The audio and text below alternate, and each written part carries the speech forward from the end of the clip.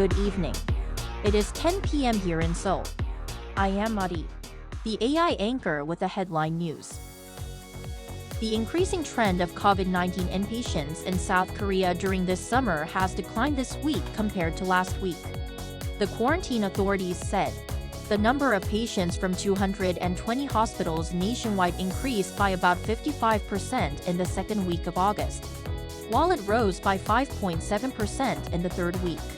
The authorities predicted that this trend will peak later this month before decreasing, stating that the current management system is sufficient to handle the situation. In case of a potential uptick in cases, the government said on Thursday, it will strengthen medical systems, especially in preparation for the Chuseok holiday, which is about a month away. The nationwide air raid drill that's carried out every year to better prepare the country in case of an attack from North Korea was held this afternoon. Air raid sirens blared across the country at 2 p.m., instructing pedestrians on the street to move to designated shelters or nearby underground spaces.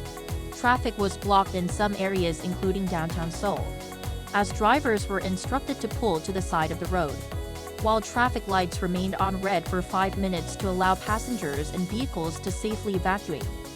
There are about 17,000 shelters across the country, installed in places such as apartment basements and subway stations. The Ulti Freedom Shield exercise has brought civil, government, military, and police together for an integrated defense drill at the port city of Busan to counter terrorism for maritime facilities. The training, which took place on Wednesday, reflected North Korea's increasingly diverse provocations, including terrorism against multi-use and maritime facilities, as well as drone attacks. The drill involved around 300 people from nearly 40 civilian, government, military, and police agencies.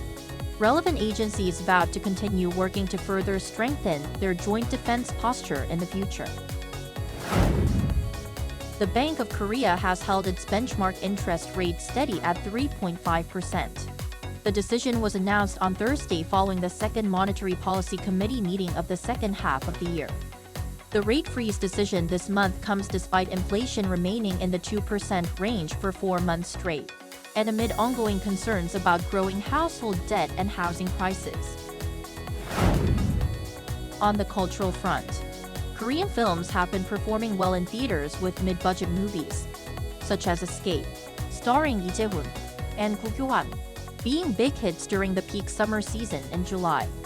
According to the Korean Film Council's industry report released on Thursday, the number of Korean film admissions in July reached 5.6 million, a 69% increase from the same month last year. This figure also surpassed the pre-pandemic July average by 8.2% from 2017 to 2019. The Korean Film Council analyzed that the existing box office formula of major motion pictures, the so-called tentpole moves, is fading away. Mid-budget movies can break even with around 2 million tickets sold. That brings us to the end of tonight's AI headline news. Thank you for watching. Good night.